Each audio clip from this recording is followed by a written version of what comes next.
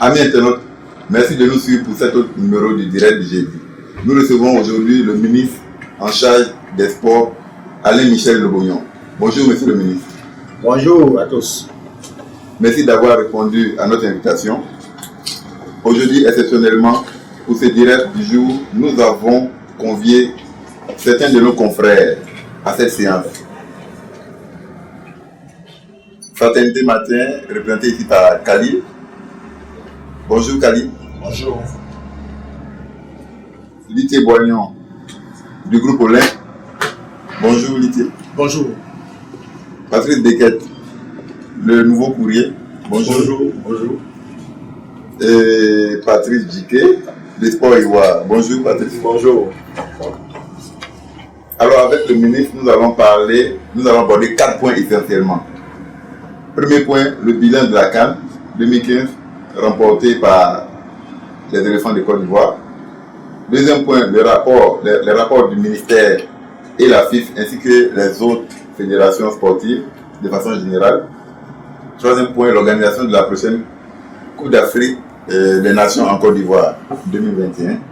Et enfin, on va aborder les perspectives du sport ivoirien. Première question, monsieur le ministre, 23 ans après, les éléphants remportent à nouveau la CAN. Comment avez-vous vécu cela? Merci beaucoup. Je voudrais d'entrée saluer tous les internautes présents sur Abidjan.net. Je voudrais également saluer ici l'ensemble des journalistes sportifs de Côte d'Ivoire qui donnent l'information qu'il faut à tous les Ivoiriens. Et terminer en saluant les supporters ivoiriens, ceux-là même qui ont permis à la Côte d'Ivoire de croire en ses chances. Saluer les religieux. Je parle des religieux parce que cette victoire, 23 ans après, je pense que est l'œuvre de Dieu. Nous sommes allés pour la première fois à une Coupe d'Afrique des Nations avec des religieux dans nos rangs. Nous avons eu la chance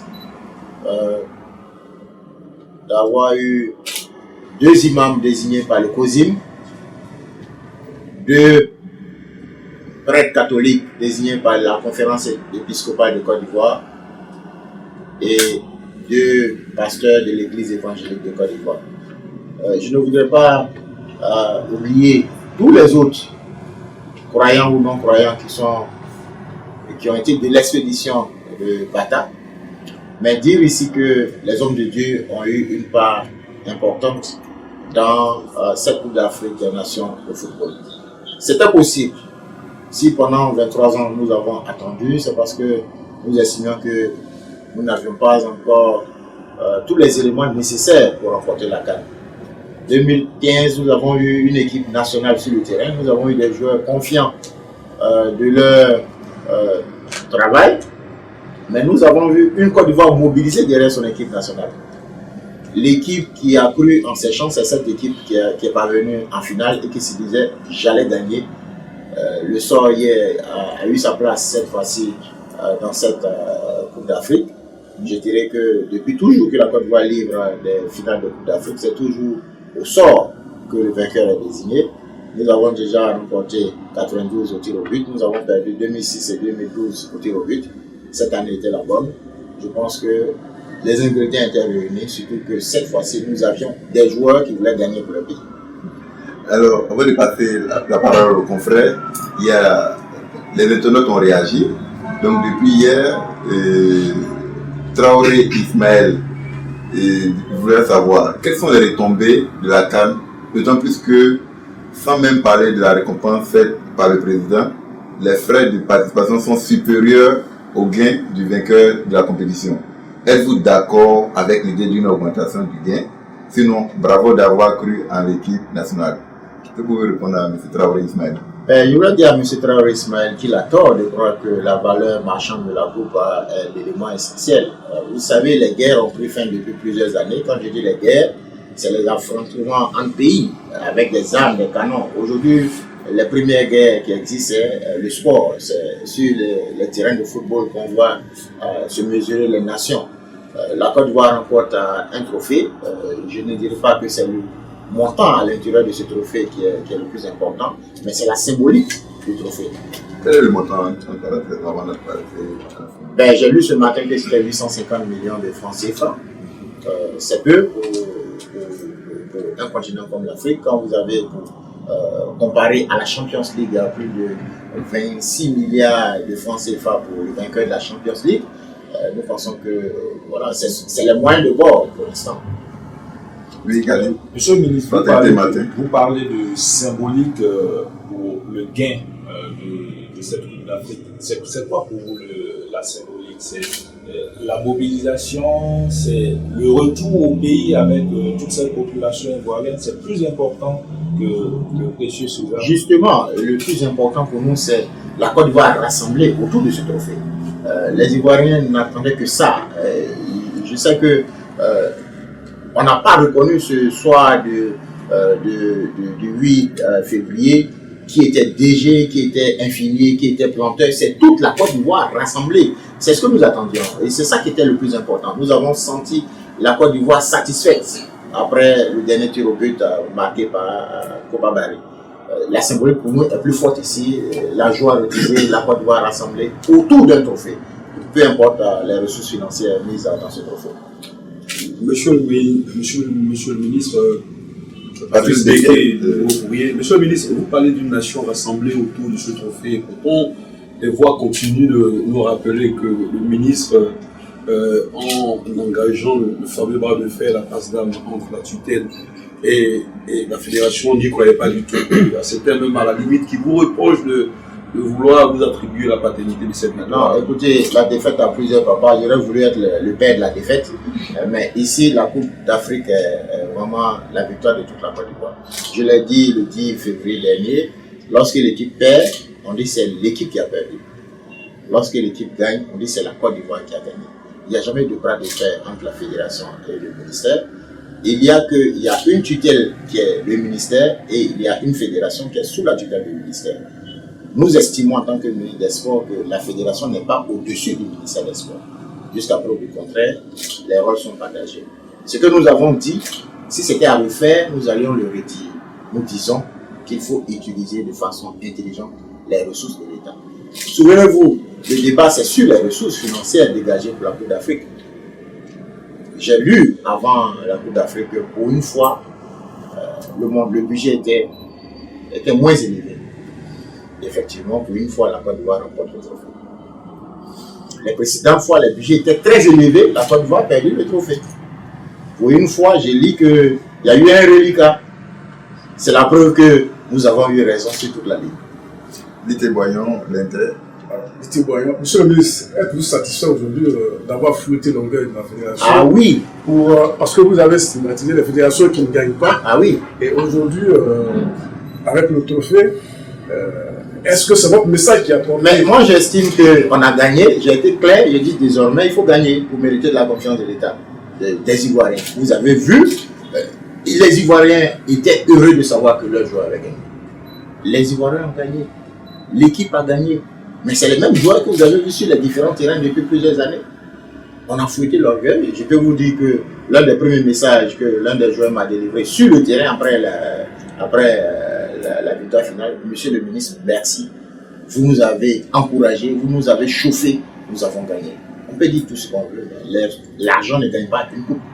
Sinon, la Chine ou les États-Unis seront les champions du monde au niveau du football. Patrick Guité de Sport Ivoire Président. Monsieur le ministre, aujourd'hui on parle d'argent. Combien est-ce que l'État de Côte d'Ivoire a déboursé pour toute la campagne des éléphants partant de la préparation jusqu'à la finale? Ben, si je m'en tiens à ce qui a été écrit par l'un de vos confrères ce matin, c'est 3,2 milliards qui sont allés directement dans les poches de l'équipe, du staff technique et du staff managérial de la fédération. Il restera donc 300 et quelques millions qui ont servi donc à faire partie les journalistes, à faire partie les supporters, à prendre en charge les locations des 2 avions qui ont permis de transporter toute la délégation de côté. Cet argent a servi à faire voyager les anciens entraîneurs de l'équipe nationale de football. Parce que nous estimons que quand on dit équipe nationale de football, c'est un tout, mais un tout cohérent qui doit accompagner son équipe. Je peux vous dire que effectivement, il y a eu un reliquat, je rendrai compte au gouvernement. Toujours est-il que ce reliquat nous permet de faire partie, au moment où nous parlons, une délégation encore au Niger pour soutenir l'équipe nationale cadette qui joue cet après-midi face au Cameroun. Comme quoi, la Coupe d'Afrique des seniors est terminée, nous avons encore d'autres priorités devant nous. Rassurez-vous, la Coupe d'Afrique 2015 a coûté aux contribuables ivoiriens plus que ce que vous pouvez imaginer, puisque pour se qualifier, il a fallu débourser encore des ressources. Pour aller, il a fallu mobiliser dans les caisses du ministère 3 milliards et demi. Et pour le retour, on a mobilisé encore plus de 2 milliards pour permettre donc de compenser les athlètes. Ce n'est pas donc le montant qui est le plus important, mais rassurez-vous, l'argent a été très bien géré et compte sera fait au gouvernement. Monsieur le ministre, des préoccupations, c'est vrai, vous refusez de reconnaître qu'il y a eu une passe d'âme entre la tutelle et la fédération. Est-ce qu'on peut dire aujourd'hui que la Coupe est là, on inaugure une nouvelle ère dans les relations entre la tutelle, j'arrive monsieur le ministre, entre la tutelle et l'instance fédérale, parce que beaucoup continuent de dire que vous avez presque déserté la CAN, vous avez volé quelque sorte au sécours de la victoire en vous rendant à la finale. Et puis, vous venez de le dire, une autre délégation, beaucoup d'agents est sorti donc pour la campagne des éléphants. Beaucoup de personnes, c'est vrai, vous avez été très généreux, les journalistes, les supporters, beaucoup ont été voir cette finale à Bata. Vous venez d'annoncer que d'autres personnes seront au Niger. Est-ce que Alain Lobogno n'est pas en train de devenir ce fameux ministre du football, alors qu'on sait qu'à ses débuts, il avait dit qu'il allait être le ministre. J'ai manqué d'ajouter que... Dans le même sens, attendez, pour ne pas oublier, j'ai manqué de préciser qu'une partie de cet argent a permis à l'équipe nationale de basket d'aller se qualifier au Bénin pour l'Afro-Basket. Il n'y a pas d'argent pour le football, il y a de l'argent pour le sport en Côte d'Ivoire. Voilà le résumé. Et puis comprenez en tant que journaliste qu'il n'y a pas de fédération de football au-dessus d'un ministère des Sports. C'est pas possible. Maintenant, si vous demandez au ministre des Sports de devenir agent de football, je suis désolé, après ma nomination, j'ai dit clair, je ne suis pas le ministre du football, je reste le ministre des Sports. Il faut que le débat soit clair, il faut que les journalistes le notent. La Fédération ivoirienne de football n'est pas au-dessus du ministère chargé des Sports. Alors, monsieur le ministre, moi je voudrais savoir si définitivement la passe d'âme dont certains parlent est derrière vous, c'est-à-dire vous et la Fédération ivoirienne de football, et puis concrètement pour le tournoi des cadets au Niger, comment se fait la gestion de l'équipe nationale? Vous avez tout à l'heure dit que vous avez déboursé. Je pense que vous sortez un peu du cadre. Nous faisons le bilan de la CAN. Non, c'est dans le bilan de la CAN. C'est l'argent de la CAN qui va financer cette compétition. Ok, c'est ce qu'il a dit, mais... Non, c'est l'argent des contribuables ivoiriens. Je vais vous expliquer le système est simple. Le contribuable ivoirien cotise dans les caisses du trésor. Et lorsqu'il y a des activités à financer, l'État débourse les ressources. C'est aussi simple que ça. Donc je dis qu'il n'y a pas de l'argent qui est destiné à la Fédération ivoirienne de football et de l'argent destiné à la Fédération ivoirienne de Maracana. Il y a de l'argent destiné au financement du sport. Pour cette année, je vais vous expliquer. Pour cette année, le budget 2015 octroie au ministère des Sports 4 milliards pour l'ensemble des disciplines sportives. Le débat que vous qualifiez de passe d'armes est simple. Le ministre dispose de 4 milliards. La Fédération ivoirienne de football a demandé 3 milliards et demi dans les 4 milliards. Nous avons dit que ce n'est pas possible. Le chef de l'État a tranché en mettant à notre disposition 3 milliards et demi, épargnant donc les 4 milliards qui sont inscrits au budget de l'État de Côte d'Ivoire pour l'année 2015. Il nous a demandé de gérer ces 3 milliards et demi et c'est ce que nous avons fait. Donc, je veux dire qu'il n'y a pas de passe-d'armes. Il y a simplement une question de logique, il y a une question de discipline budgétaire. Nous avons 4 milliards. En janvier, une fédération nous demande 3 milliards et demi. La fédération les utilise, mais toute l'année, vous n'avez plus d'argent dans vos caisses pour financer les autres disciplines sportives. Pour la petite histoire, la Côte d'Ivoire en compte plus de 52 en termes de fédération sportive en Côte d'Ivoire. Ok, bien dit. On reste toujours dans le budget, pardon, le bilan de la CAN. Alors, moi j'ai une question, ensuite ce sera la dernière avec Patrick. Est-ce que, autrement dit, pour rejoindre Glitier, la victoire des éléphants a réconcilié le ministère et la FIF? La FIF et le ministère ne sont pas empalables. On a vu clairement qu'il y avait un bras de fer. Mais écoutez, c'est parce qu'il y a victoire que vous vous rappelez qu'il y a des débats entre ministère et fédération. Depuis toujours. D'accord. Depuis toujours, si vous rappelez-vous, souvenez-vous, tous les ministres des sports ont toujours maille à partir avec le président de la fédération ivoirienne de football. Ça, rappelez-vous, fouillez dans vos archives, vous allez vous en rendre compte. Nous disons que les rôles sont partagés. Nous ne sommes pas chargés de recruter un entraîneur, nous ne sommes pas chargés de faire un classement. Nous avons la responsabilité de faire gagner l'équipe nationale au Côte d'Ivoire. C'est ce que nous avons fait passer comme message. Nous avons pendant longtemps dit aux joueurs, arrêtez de jouer pour vos fan clubs, jouez pour votre pays. Nous avons demandé à la fédération, arrêtez de faire voyager des personnes à ne pas faire voyager. Arrêtez. Rendez-vous disponible. Mettons la transparence partout. Écoutez, si nous avions gagné la Coupe du Monde, vous auriez dit les mêmes choses. C'est parce que nous avons perdu que tout le monde a oublié le débat autour de la Coupe du Monde. Mais pourtant, c'était les mêmes choses. Le football aujourd'hui est une industrie. La Côte d'Ivoire ne peut pas y échapper. Notre fédération n'est pas au-dessus de toutes les fédérations mondiales. Discipline budgétaire, c'est ce que nous avons fait passer comme message. Monsieur le ministre, parlant d'avenir au niveau de cette équipe nationale, on parle du sélectionneur national, de son départ, des débats d'Hervé Renard. Est-ce que vous avez eu vent de cette question? Qu'est-ce que vous pouvez dire à ce sujet? Et au niveau donc de la répartition, du don du chef de l'État aux différents athlètes, est-ce que il y a une opération immobilière qui est prévue pour eux, ou est-ce qu'ils ont reçu 60 millions comme on l'a dit au niveau dans les couloirs de la Fédération de football? Écoutez, le chef de l'État a décidé de récompenser les athlètes. Au nom de la nation ivoirienne, c'est ce qui a été fait. 30 millions en espèces, une villa. Pas plus tard qu'hier, des instructions ont été données à la Fédération ivoirienne de football pour nous acheminer les relevés d'identité bancaire actualisés des joueurs, pour leur virer les 30 millions cash remis par l'État de Côte d'Ivoire. Quant aux résidences, elles seront construites, les clés seront remises aux athlètes. Pour revenir à la question de l'entraîneur, oui, c'est une information qui a été donnée. Je pourrais dire même que l'information a circulé avant la Coupe d'Afrique. Nous avions rencontré l'entraîneur, nous avons demandé à l'entraîneur de rester à son poste, de jouer pour son pays. Il a fait. Maintenant, c'était nos débats. Restera pas. Nous pensons que Hervé Renard est un compétiteur. Hervé Renard n'est pas un philanthrope. Maintenant, il s'agit de trouver les arguments nécessaires pour permettre à Hervé Renard de travailler dans de meilleures conditions, parce que ce sont ces conditions qui ont fait défaut jusque-là. Maintenant, tout à l'heure, un de vos amis posait la question quant aux retombées de la Coupe d'Afrique.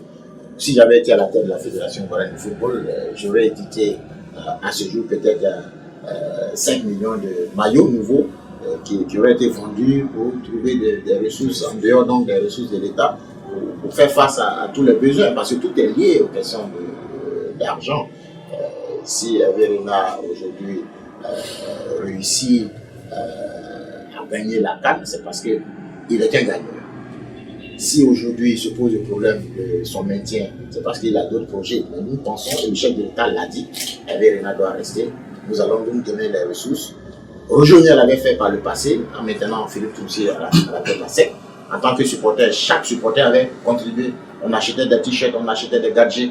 Je pense que les meilleures retombées de la Coupe d'Afrique devaient permettre de donner des idées à ceux qui disaient pas de football. Monsieur le ministre, ça fait presque 10 jours, 2 semaines que le président a demandé expressément à Hervé Renard de rester. Alors que qui dit le président de la République dit le ministre des Sports. Est-ce que depuis ce temps-là, vous avez rencontré Hervé Renard pour voir dans quelles conditions il doit rester?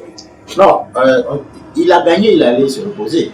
Nous sommes en contact, rassurez-vous, d'autres fois mieux autorisées que la mienne en parleront dans un futur très court.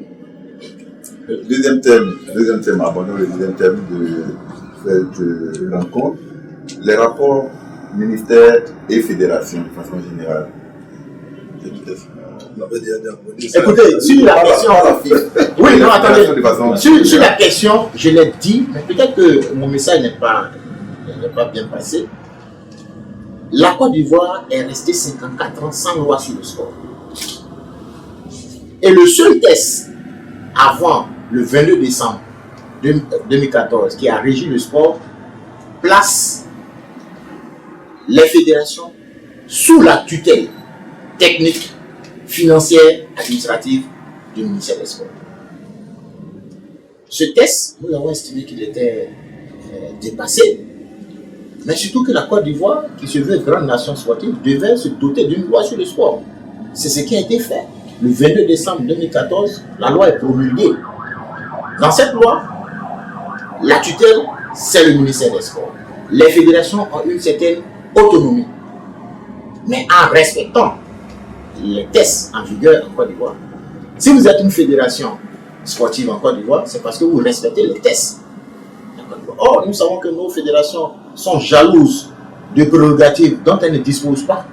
Parce que depuis 60, on n'a jamais signé une convention entre le ministère des Sports et une fédération à qui l'État devait donc déléguer une partie du service public qui est le sport. Il est donc temps que ceux qui parlent d'autonomie, d'indépendance, se mettent à jour par rapport à la loi qui régit le sport en Côte d'Ivoire. C'est ce que nous sommes en train de faire.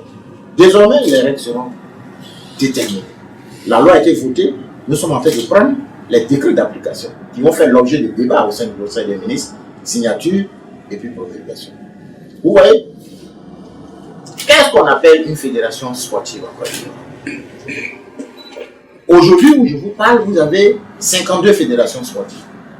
J'ai refusé de signer, et je n'ai pas signé depuis que je suis arrivé, le moindre agrément autorisant une fédération à se faire passer pour une fédération autonome. Entre 2006 et 2014, vous avez eu 26 nouvelles fédérations qui ont vu le jour. On n'a pas balisé le terrain. Parce que, en 2006, le gouvernement avait décidé d'élargir les bénéficiaires de la parafiscalité à l'ensemble des fédérations sportives. Donc des gens ont eu des idées, ils ont créé plein de fédérations sportives.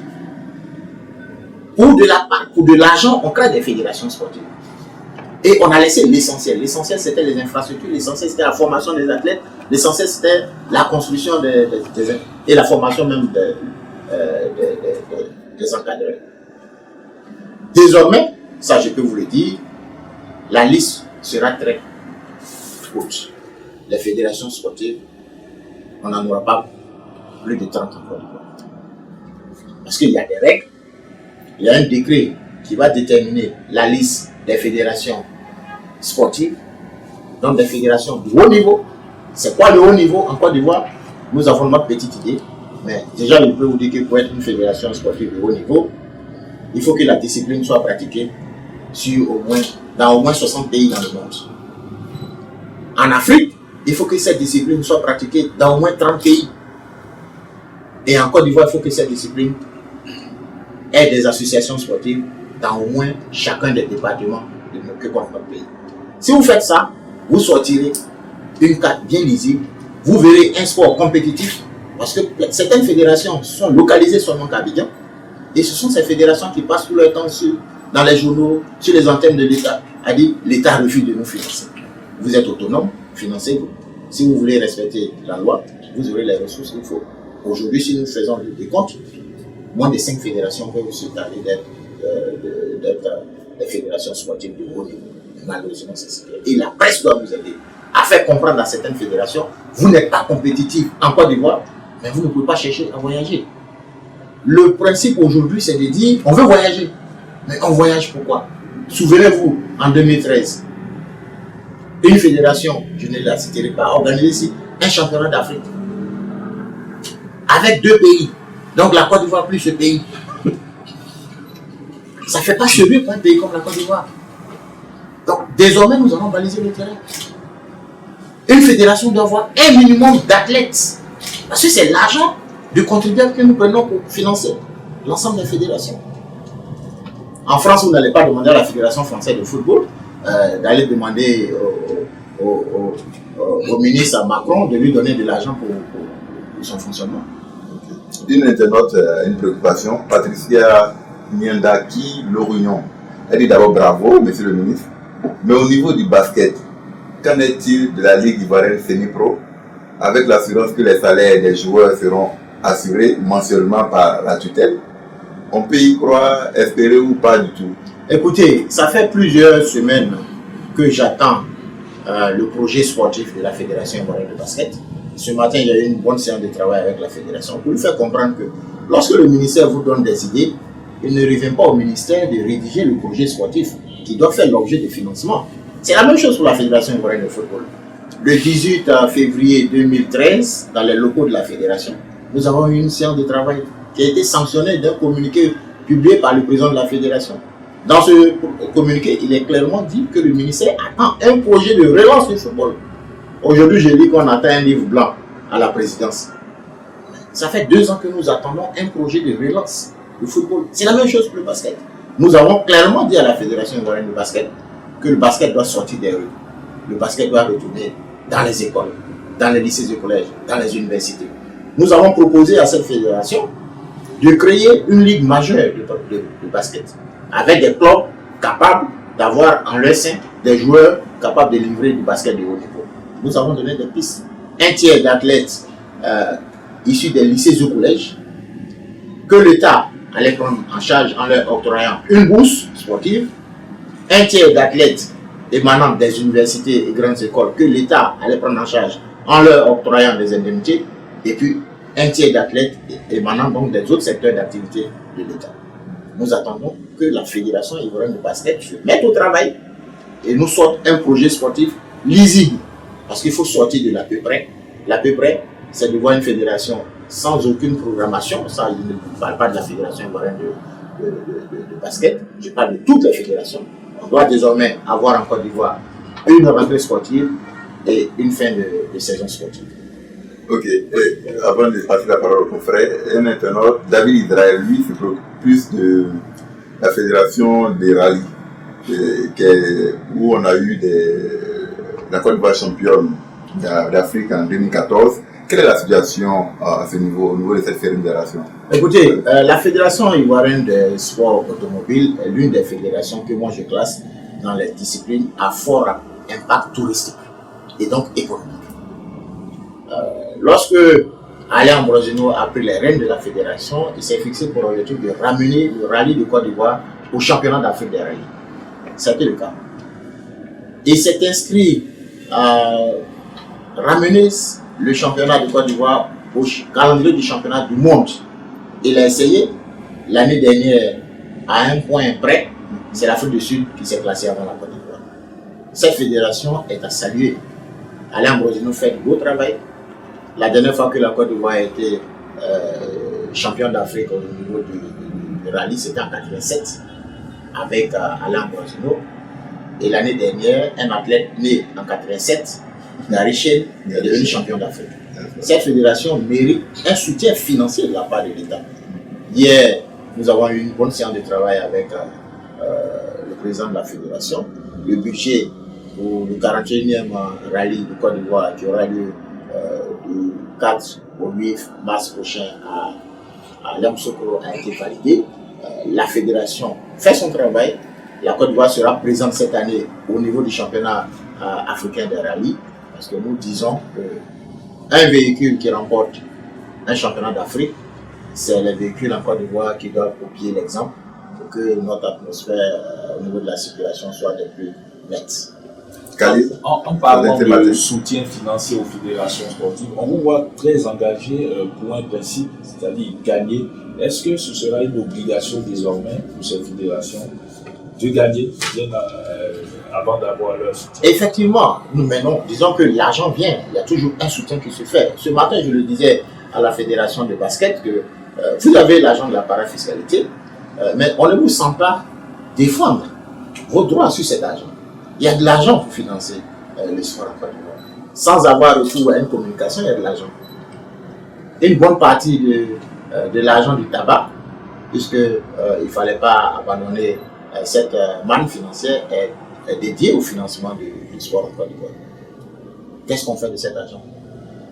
Une partie sert au ministère pour construire des infrastructures. Là, à ce niveau, nous avons utilisé une bonne partie. Nous avons utiliser une très bonne partie pour achever l'ensemble des études pour la construction de nouvelles infrastructures, maintenant pour la fédération. Et j'insiste là-dessus, allez-y gagner, au retour vous aurez des récompenses. Quand je dis allez-y gagner, c'est simple. Avec la loi sur le sport, un décret sera pris en Conseil des ministres fixant les droits et avantages, droits, devoirs et avantages des athlètes. Vous portez le maillot national, vous aurez les mêmes droits. Donc, il y aura une prime de sélection identique pour l'ensemble des athlètes sélectionnés pour représenter la Côte d'Ivoire. Et puis, laisser l'opportunité au gouvernement de fixer des primes exceptionnelles en cas de victoire. Dans tous les cas de figure, après la CAN, notre prochaine priorité ici, c'est les Jeux Olympiques. Nous disons que pour aller gagner aux Jeux Olympiques, il faut fixer à l'athlète un montant. La médaille d'or a un coût, la médaille d'argent a un coût, la médaille de bronze a un coût. Tout cela sera réglementé par un décret. Et je vous le dis, les prochains athlètes qui iront aux Jeux Olympiques reviendront en Côte d'Ivoire avec des médailles. Monsieur le ministre, est-ce qu'ils seront alignés? Est-ce que les footballeurs seront alignés sur ces fameux décrets qui précisent les récompenses qui doivent revenir à ce Mais il n'y a pas de test. C'est de façon discriminatoire qu'on fixe. Il n'y a aucun test depuis 1960. Mais maintenant qu'il y a la loi sur le sport, est-ce que on vous entend depuis dire que désormais les victoires auront des récompenses bien précises? Est-ce que dans l'organisation de cette loi, ce que vous appelez les lois organiques, les décrets seront pris, des arrêtés seront pris pour que on sache désormais que celui qui a une médaille d'or aura des sommes, et est-ce que cette somme-là sera identique au niveau pour toutes les disciplines? Parce que justement, je voudrais embrayer là-dessus, parce que justement, des disciplines pourraient être frustrées, notamment au niveau de l'athlétisme. On voit Muriel Aoré qui donne fort, au niveau du taekwondo, champion du monde. Et donc, il y a des disciplines qui, sur le plan mondial, se positionnent au niveau, qui positionnent la Côte d'Ivoire. Est-ce que les fédérations ont été suffisamment sensibilisées sur les décrets d'application? Les décrets d'application sont en train d'être rédigés. À la faveur de la Coupe d'Afrique des Nations, nous avons travaillé. Certains auraient voulu voir le ministre Alain Loubriand faire 4 semaines à Malabo, laisser sa famille, laisser son ministère. Et sur le ministère des Sports, la promotion de la jeunesse des loisirs, de du boulot. J'ai profité de cette Coupe d'Afrique pour travailler sur mes tests. Et aujourd'hui, les tests sont sur la table du Conseil national des sports, qui a en son sein des représentants du mouvement sportif. Ensemble, ils vont se prononcer, mais toujours est-il que le principe est simple. Le maillot national est un maillot national que porte tout le monde. Le football a sa particularité. En France, le vainqueur de l'Euro sociétaire de l'équipe nationale, le football n'a pas les mêmes avantages que celui qui remporte l'Euro au niveau du basket. Je veux dire qu'il y a des primes exceptionnelles qu'on paye. Mais dès lors où vous rentrez en équipe nationale avec une prime de sélection, la prime de sélection doit être la même pour tous les athlètes. Vous allez à une compétition, vous remportez une médaille d'or, le montant il est identique pour tout le monde. Khalil l'a dit, vous avez le taekwondo qui aujourd'hui, au nombre des médailles mondiales, en compte 3. Vous avez, les taekwondo en compte 4. L'athlétisme en compte 3. Voilà les seules médailles mondiales que la Côte d'Ivoire a. Mais ils ne sont pas célébrés au même titre que les footballeurs. Parce que j'ai dit, le football, il a un côté spécial qui n'est pas celui du basket, de l'athlétisme. Mais les athlètes qui gagnent doivent être récompensés. Et ils n'auront pas des récompenses taillées sur la tête du cœur, mais ça sera précisé. On vous dit, vous revenez de la Côte d'Ivoire avec une médaille mondiale d'argent, voilà ce que ça vous rapporte. Une médaille des Jeux Olympiques, voilà ce que ça vous rapporte. Maintenant, si votre exploit est extraordinaire, je peux vous assurer qu'on sortira du décret pour vous accorder des primes exceptionnelles. C'est ce que dira le décret.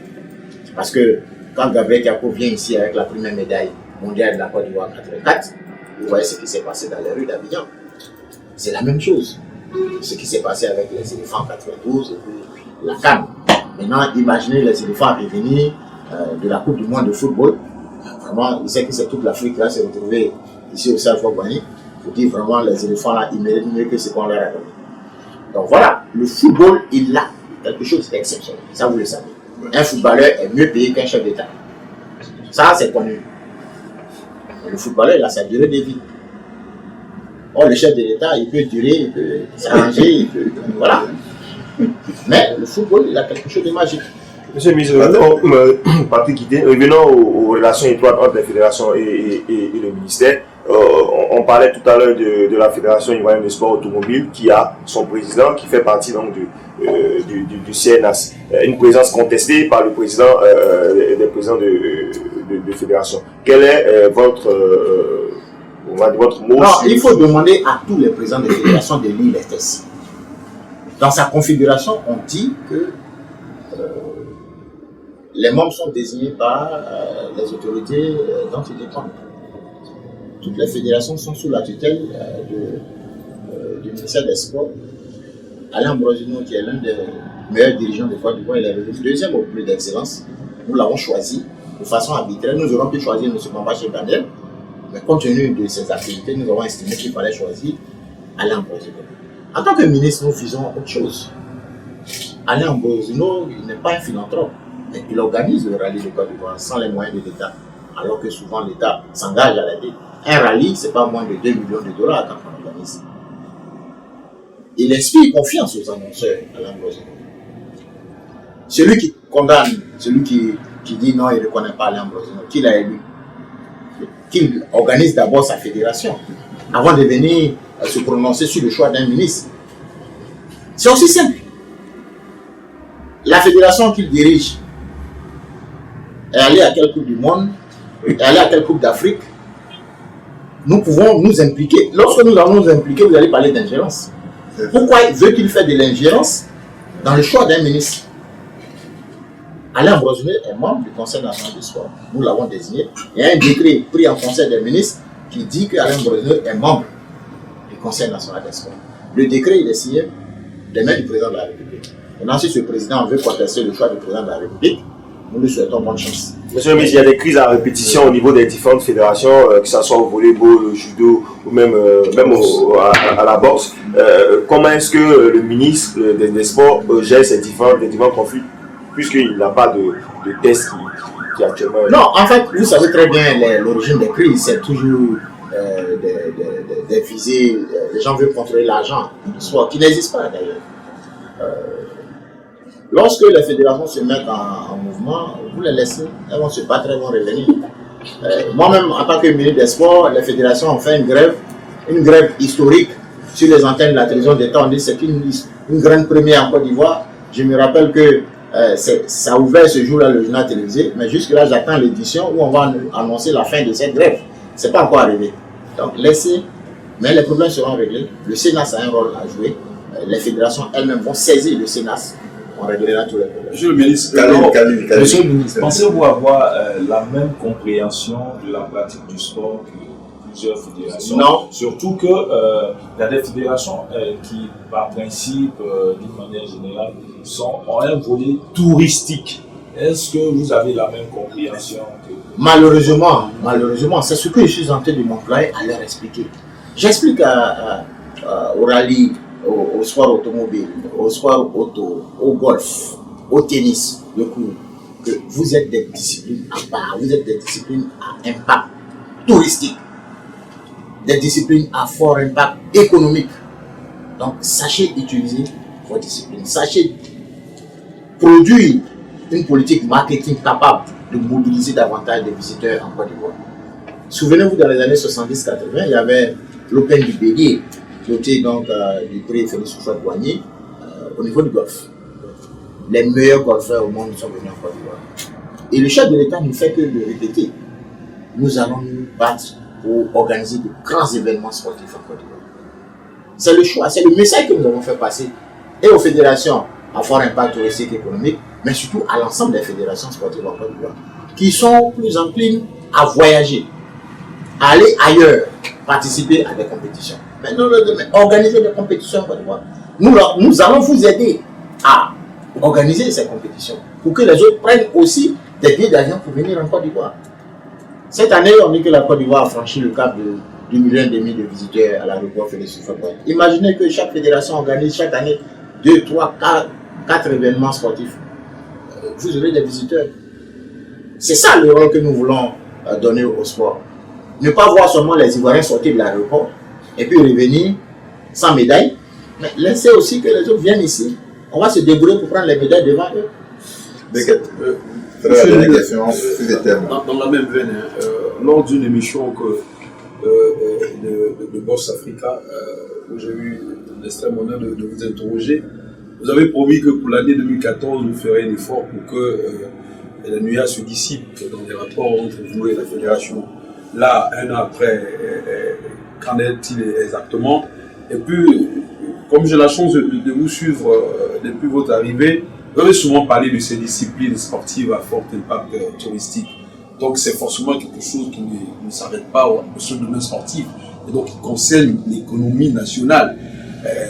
Est-ce que l'État ne pourrait pas, par exemple, prendre les devants, mettre de l'argent à la disposition de ces disciplines pour que, effectivement, des compétitions soient organisées? Parce que, bon, à vous entendre répéter, on a l'impression que vous demandez à cette fédération qui se sont toujours dites pauvres d'organiser quelque chose parce qu'il y a un fort impact touristique. Je pense que, est-ce que dans ces domaines comme l'Angola l'a fait pour certaines disciplines, pour les disciplines à fort impact touristique, est-ce que l'État ne pourrait pas, par exemple, prendre les devants en ressuscitant, par exemple, le fameux tournoi de golf de Bélier pour permettre vraiment à cette fédération de décoller? En tout cas, merci pour la préoccupation. Si vous me donnez le feu vert, l'État va le faire. Mais ne dites pas après que le ministre a fait de l'ingérence.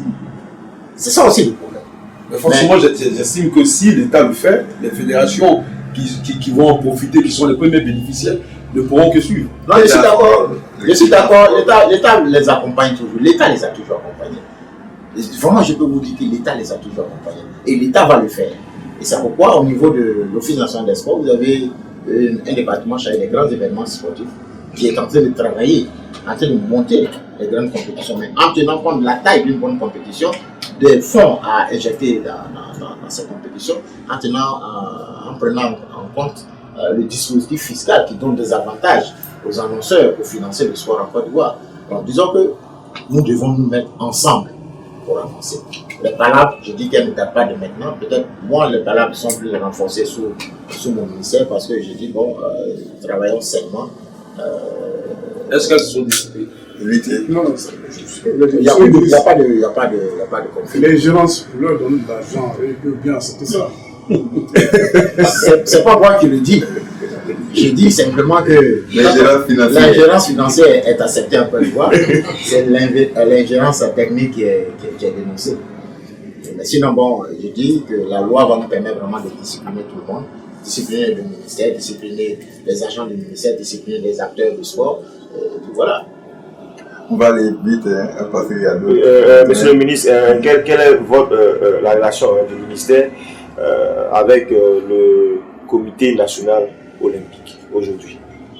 Le Comité national olympique, je me félicite de ce que ce comité se soit mis à jour après plusieurs années sans élection.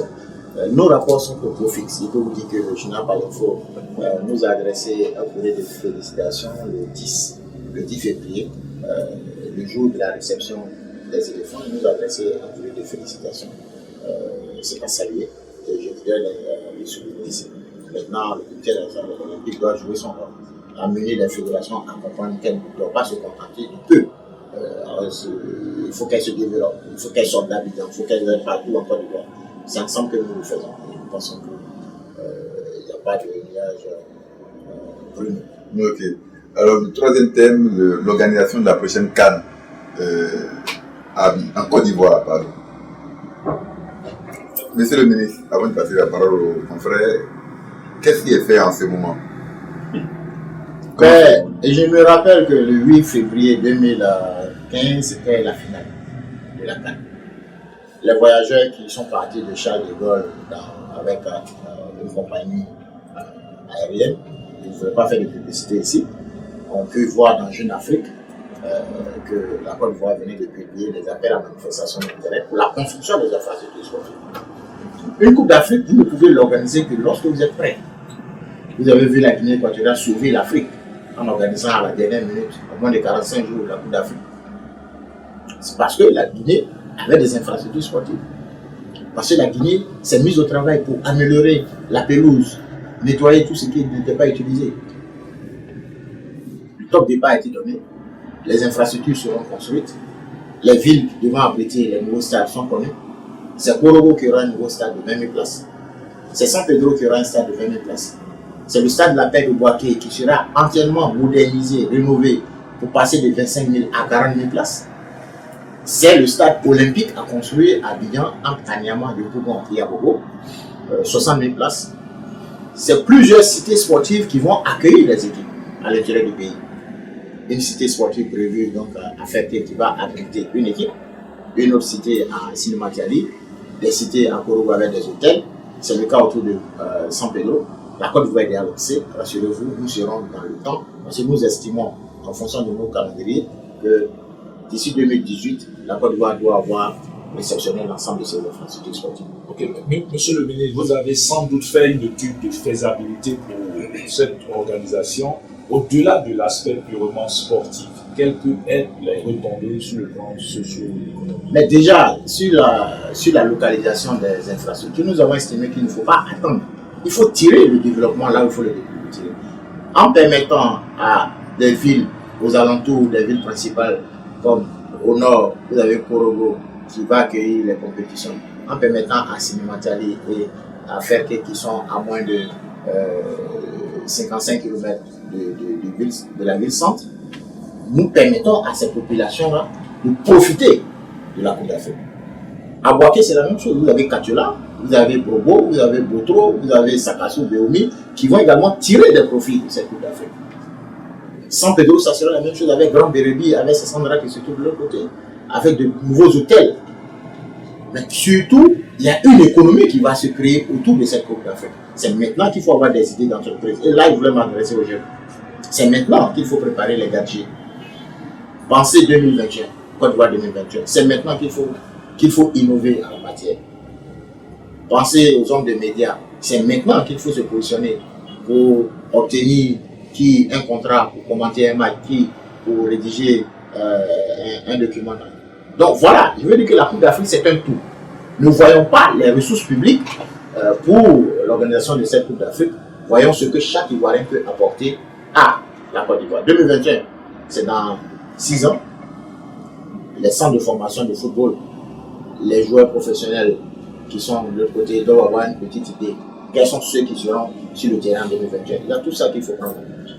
Ok, Lydie. Je veux vous donner une information qui pourrait éventuellement vous réjouir, c'est que la CAF est en train d'étudier la possibilité de faire en sorte que les pays organisateurs aient des stades modestes. À partir de l'expérience de la Guinée équatoriale, avec des stades de 8 000 places, 5 000 places, est-ce qu'avec cette possibilité-là, avec cette vision de la CAF, est-ce qu'on peut s'attendre à ces stades-là d'ici 2018? Ah oui, déjà ces stades, vous les aurez cette année en Côte d'Ivoire, à Abidjan principalement. Ces petits stades de proximité. Lorsque nous avons été nommés, nous avons fait tout de suite le diagnostic. Pourquoi nos stades sont vides? Nos stades sont vides parce que ceux qui venaient avant au stade venaient de Yopougon, d'Abobo, d'Anyama. Ils payaient moins de 300 francs aller-retour pour venir au stade Fort-Boigny. Mais le spectacle a foutu le camp. Donc vous n'avez plus un championnat de qualité. Mais il y a toujours des amoureux. Vous n'allez pas demander aux amoureux qui viennent de Yopougon de remplir le stade Félix Fort-Boigny, c'est impensable. Mais pourtant, à Yopougon, vous avez un stade, un complexe sportif qui peut abriter 3 000 voire 5 000 places assises. C'est ce que nous sommes en train de faire. Les appels d'offres ont été lancés. Celui de Yopougon est revenu infructueux. Il est relancé. Abobo a été attribué. Le complexe sportif d'Angré a été attribué. Celui de Benjainville a été attribué. Vous avez d'autres stades à l'intérieur du pays comme Issia qui sont relancés. Donc nous aurons de petits stades pour permettre aux Ivoiriens d'aller au stade dans les conditions les plus meilleures. Monsieur le ministre, vous venez de révéler que les appels d'offres ont été lancés pour la construction des stades, ce qui veut dire que 2021 a déjà commencé. Alors que si le travail a déjà commencé, comme ça se fait un peu partout en Afrique, il y a forcément le fameux comité d'organisation ou, je dirais, le pilotage qui s'affaire vraiment à mettre tout en place.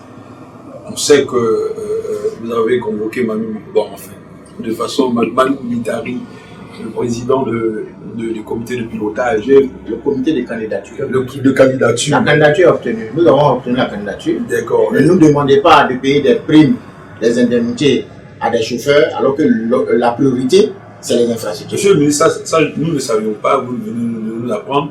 On s'est dit que en les faisant, en mettant fin officiellement à leur mission, on s'attendait donc à la mise en place du comité. Je ne suis pas partisan de la mise en place d'un comité d'organisation pour la Coupe d'Afrique maintenant. Moi, en tant que ministre des Sports.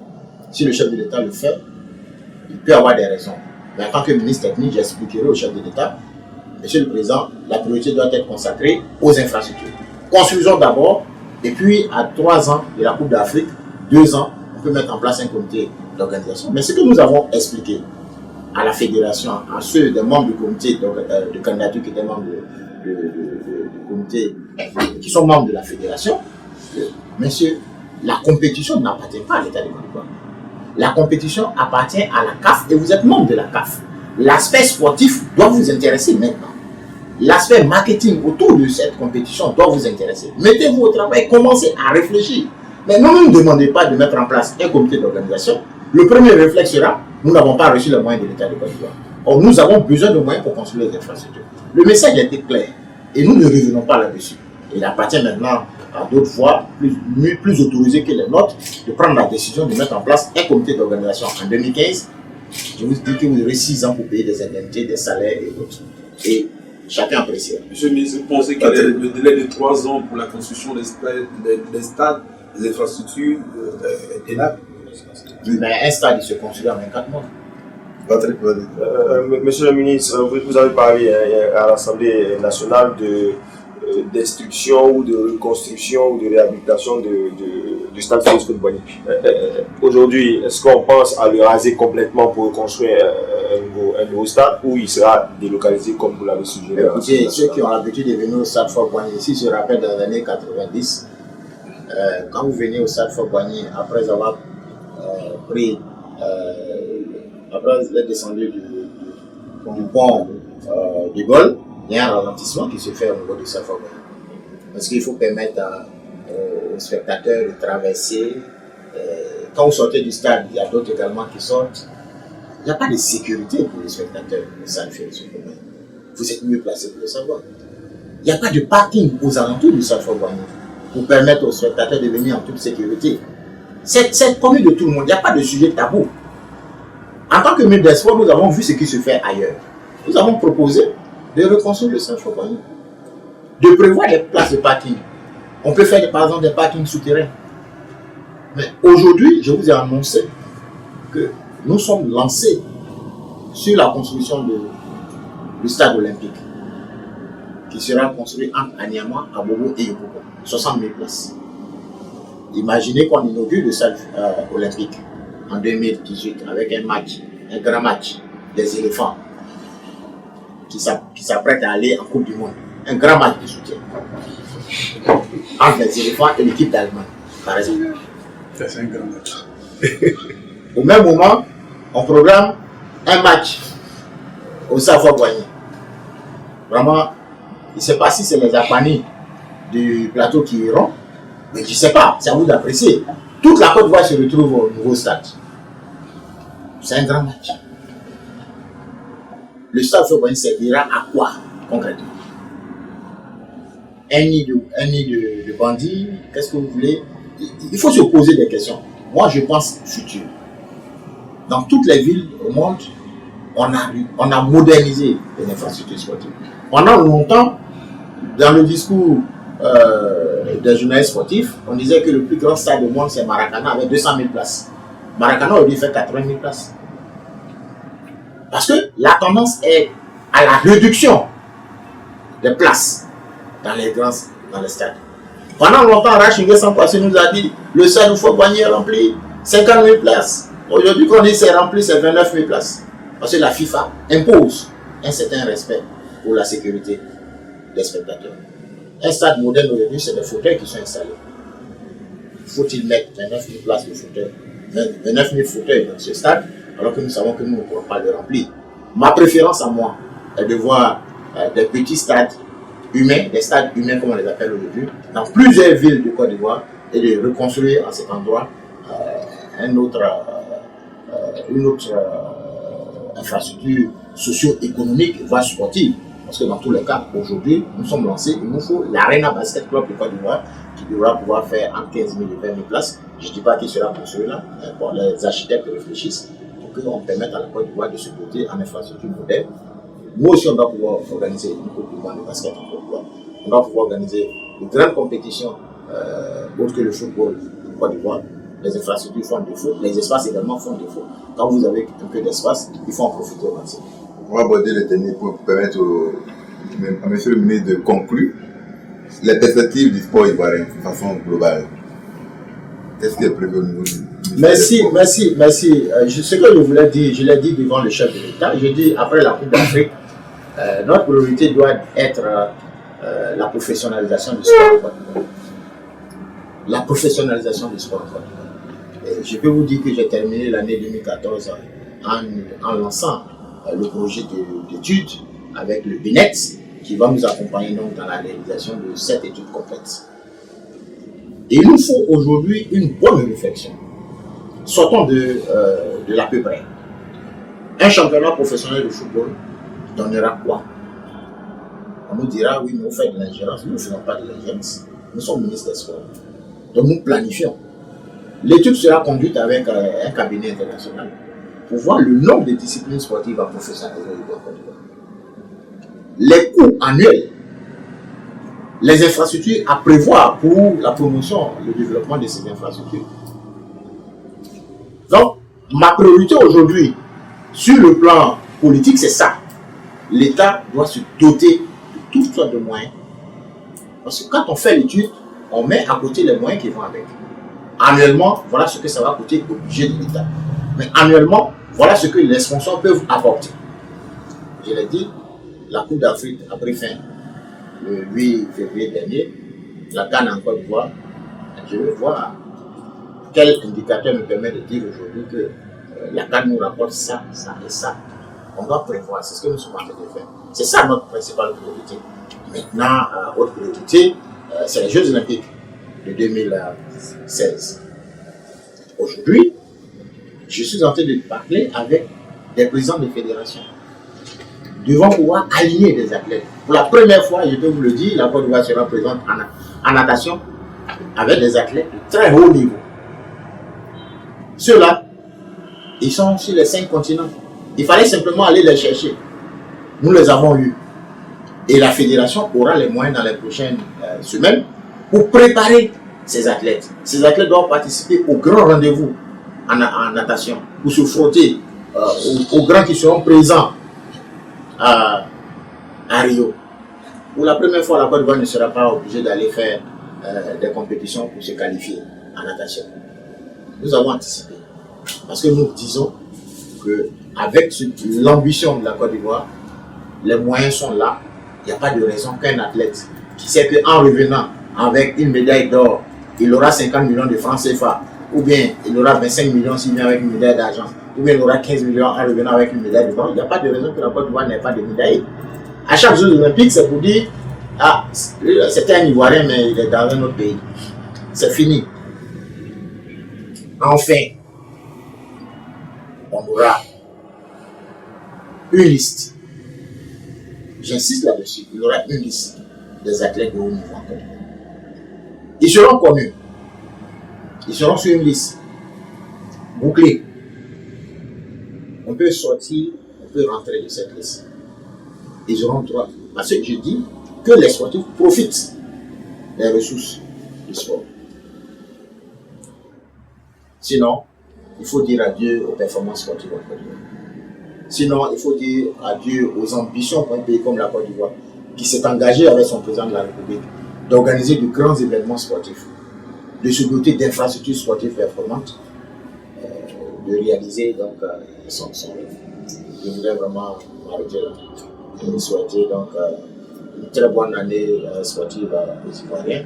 Et une mobilisation comme toujours derrière nos équipes nationales.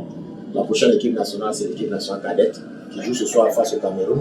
Je dis à mes amis camerounais qui seront partis ce soir, parce que l'éléphant, il n'y a pas son petit, il n'y a pas son grand. Merci beaucoup, monsieur le ministre. Et certainement à très bientôt pour un autre entretien. Merci beaucoup.